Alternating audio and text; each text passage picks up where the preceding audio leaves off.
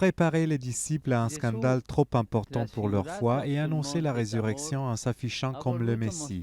Ainsi, le pape François, lors de l'Angelus, a expliqué le récit de la transfiguration de Jésus sur le mont Tabor devant les apôtres Pierre, Jacques et Jean.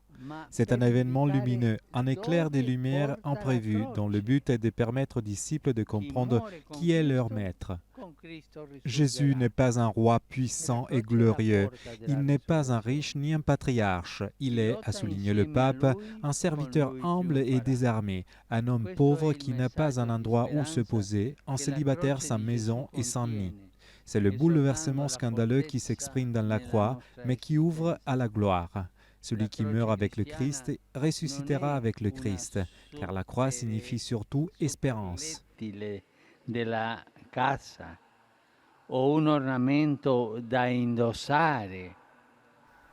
La croix chrétienne n'est pas une décoration pour la maison ou un bijou à porter. Elle représente un appel à l'amour avec lequel le Christ s'est sacrifié pour sauver du mal et du péché l'humanité entière.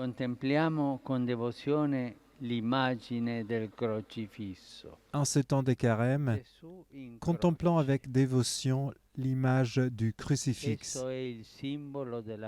C'est le symbole de la foi chrétienne, l'emblème de Jésus qui est mort et ressuscité pour nous tous. Faisons en sorte que la croix marque les étapes de notre chemin de carême afin de comprendre mieux la gravité du péché et la valeur du sacrifice avec lequel le Rédempteur nous a tous sauvés.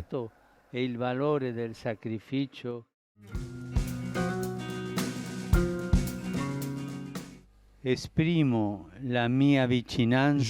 ma proximité au peuple du Guatemala qui vit le deuil suite au grave et triste incendie qui s'est produit dans la maison refuge Virgen de l'Ascension, faisant des victimes et des blessés parmi les filles qui y habitaient. Que le Seigneur accueille leurs âmes, qu'il guérisse les blessés et qu'il console les familles endeuillées et toute la nation. Je prie et je demande à vous aussi de prier pour moi et pour tous les jeunes victimes des violences, des maltraitances, des abus et des guerres. Celle-ci est une plaie, c'est un cri caché qui doit être entendu par nous tous, car nous ne pouvons plus continuer à l'ignorer.